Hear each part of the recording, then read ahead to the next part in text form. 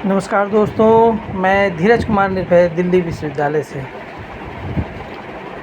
अभी हाल में जंतर मंतर पर जो प्रोटेस्ट हुआ, आंदोलन हुआ, उससे जुड़ी हुई बहुत सारी चीज़ें, बहुत सारी ऐसी गुप्त सूचनाएं जो है अभी धीरे धीरे परतें खुल रही हैं। और दिल्ली पुलिस सहित देश के अन्य राज्यों की पुलिस भी जो है इस काम में लगी हुई है। और इसमें जो है विदेशी लोगों का हाथ या आतंकवादियों का फंडिंग हुआ है, इस तरह की चीज़ें जानने का प्रयास किया जा रहा है। और बहुत सारी सूचनाएं इसमें जो है स्पष्ट भी हो रही हैं। मेरी जानकारी में भी कुछ चीज़ें थी, मैंने भी अभी दिल्ली पुलिस को सूचित किया है, जानकारी दी है।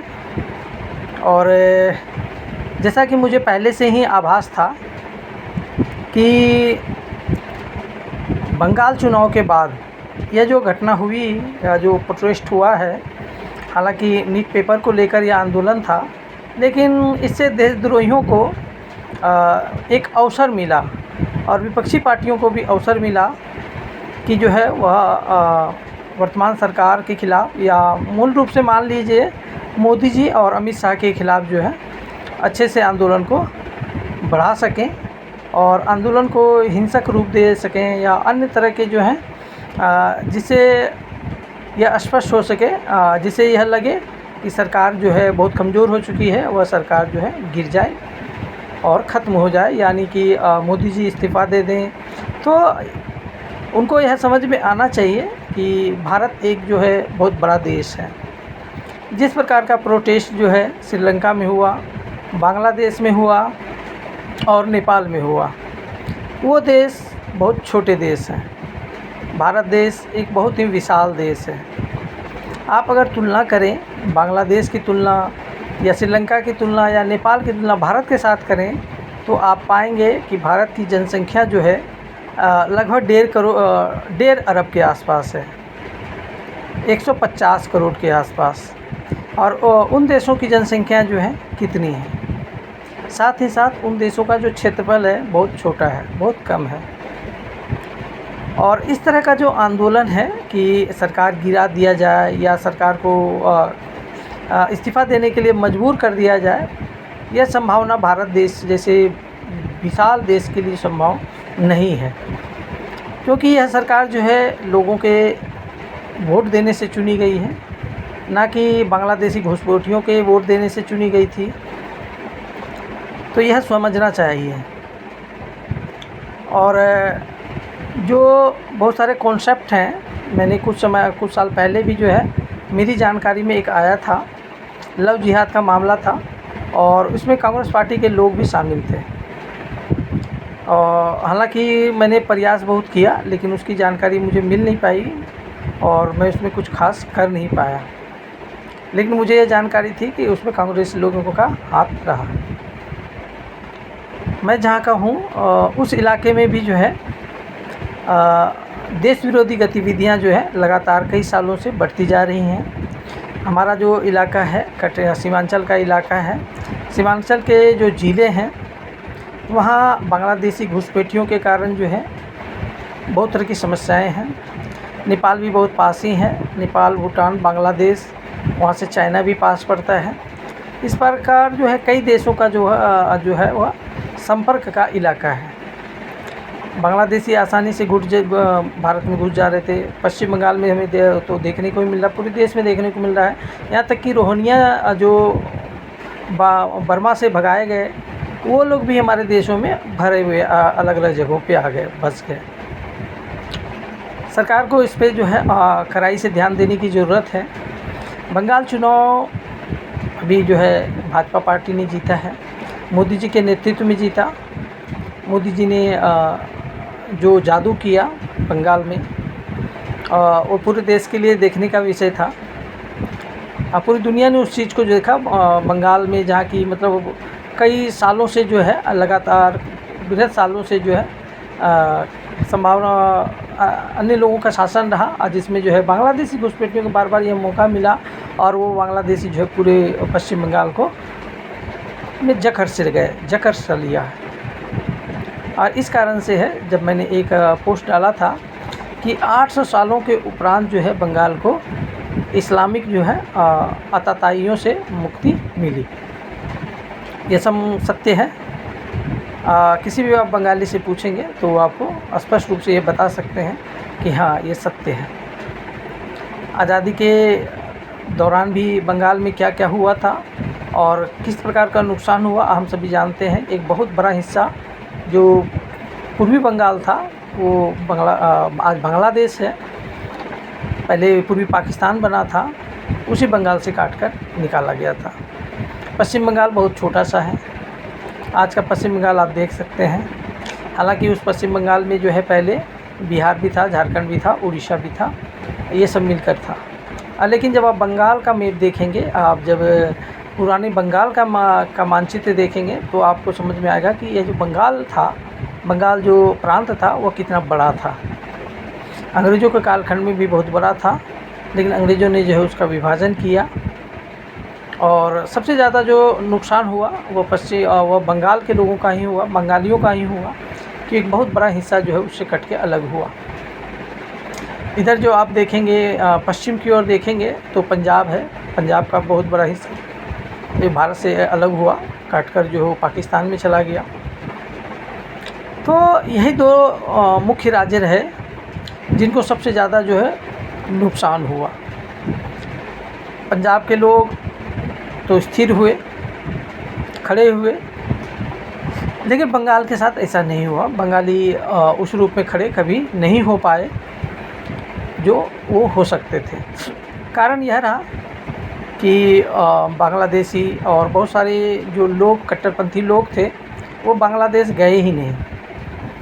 जिन लोगों ने बांग्लादेश से पाकिस्तान के लिए वोट किया था वो लोग भारत से बाहर जा ही नहीं पाए, गए ही नहीं।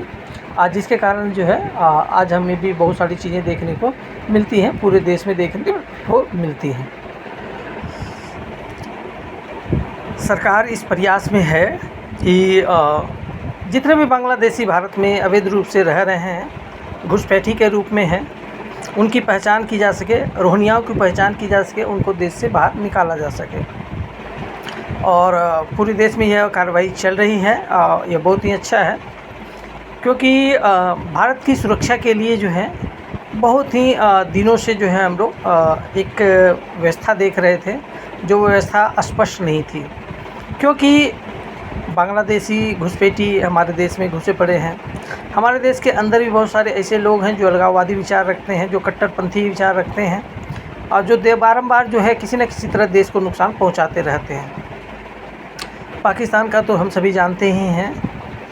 पाकिस्तान के जो पॉलिटिशियंस हैं, नेता हैं, वो लोग किस प्रकार कश्मीर के माध्यम, पंजाब के माध्यम से जो है हमारे यहाँ जो है आतंकवाद और अन्य भी जो चीज़ें अलगाववाद को बढ़ावा देते हैं। साथ ही साथ जो है नशा का भी जो है हमारे देश में प्रसार करते हैं और जिसके कारण से बहुत से युवा जो है नशेड़ी हो रखे हैं। ये चीज़ें जो है जंतर मंतर पे भी स्पष्ट हुआ है कि वहाँ भी इस तरह की चीज़ें हुई, वहाँ भी इस तरह के लोग उपलब्ध थे और वहाँ नशा भी उपलब्ध कराया गया था।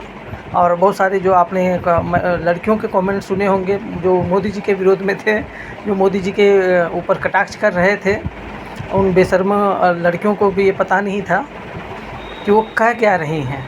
तो आज जब ये बातें हुई तो जब लोग उनको घेर रहे हैं, सोशल मीडिया के माध्यम से उन तक पहुँच रहे हैं, तो उनको जो है लग रहा है कि हमने गलत किया है। गलत उनको लग नहीं रहा, अंदर से गलत नहीं लग रहा, बस बाहरी रूप से वो सिर्फ बचना चाह रही हैं।